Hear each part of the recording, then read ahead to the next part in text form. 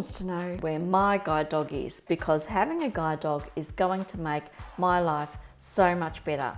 So let's talk about that. I'm going to take you through my 5 top reasons as to why myself and heaps of other blind people do not have a guide dog. Number 3 might actually really surprise you, and number 5, well, that one's personal. And these, they're not qualified.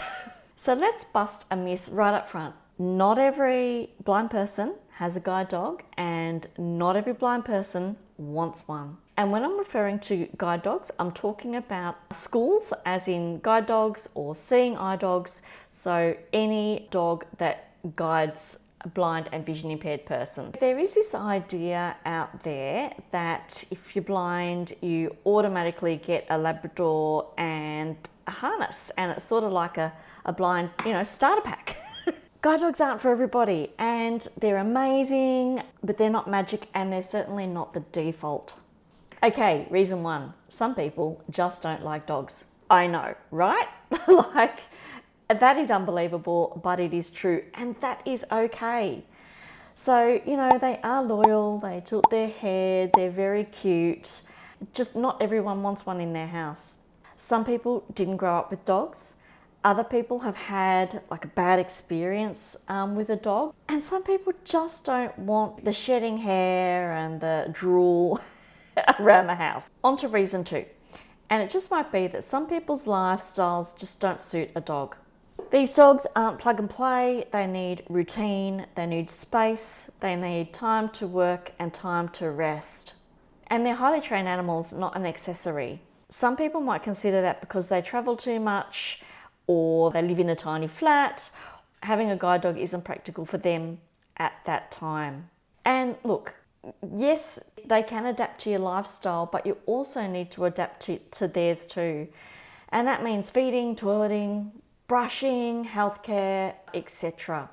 Number 3. So this one is interesting, and I don't know that many people realise, but it's not about just wanting a guide dog. There is quite a process to go through. You get interviewed, you're assessed, and that assessment includes asking questions around or looking at what independent travel a person already does, how confident they are, whether you actually are mobile enough to get out with the dog and exercise the dog, all of those sorts of things. And really, is the dog going to benefit you? So you can't just rock up to the guide dog shop and say, yeah, I'll have a black lab, thank you. And if for whatever reason a person is turned down for a dog, it doesn't mean that they're left out in the cold. It might mean that they're referred to maybe orientation and mobility services or other services that might even get them guide dog ready. It depends on the particular circumstance. Reason number 4. Now, I decided that because I like giving value for money, I have actual 2 reasons in number 4.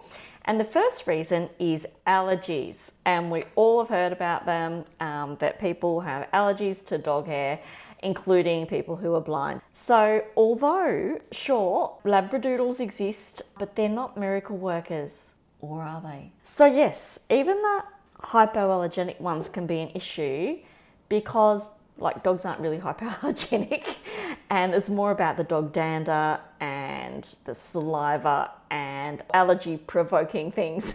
So allergies, can be an ongoing problem. And the second part of number 4, the bonus part, is culture. I'm actually not referring to the office politics over your guide dog attending the workplace, which, by the way, they legally can. I'm talking more broadly in that some cultures or religions, dogs are considered unclean and they're never kept indoors. And so the idea of living with one, and let alone relying on a dog for mobility, just doesn't work for some people. And we're not all the same, and the differences make us unique, and there's no right or wrong. Let me know if you agree, yes or no, in the comments. Okay, reason number 5, and this one is personal to me, and it's because I already have dogs.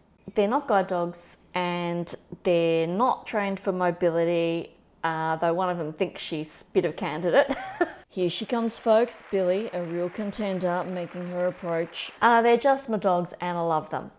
But one of them really isn't keen on other dogs. Not even the other dog that lives with us. So bringing a guide dog into the mix, that'll cause stress for everyone. Now, I should say here, you can introduce a guide dog into a home with dogs. But in practice, you really need to ensure that all dogs are going to be happy. And in my home, the dynamics have been established in a way that works for the household, and we just couldn't.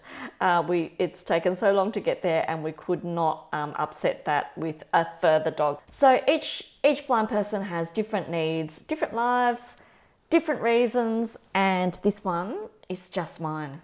What do I use instead? Where is it? This guy here. It's low maintenance, zero grooming. Don't need to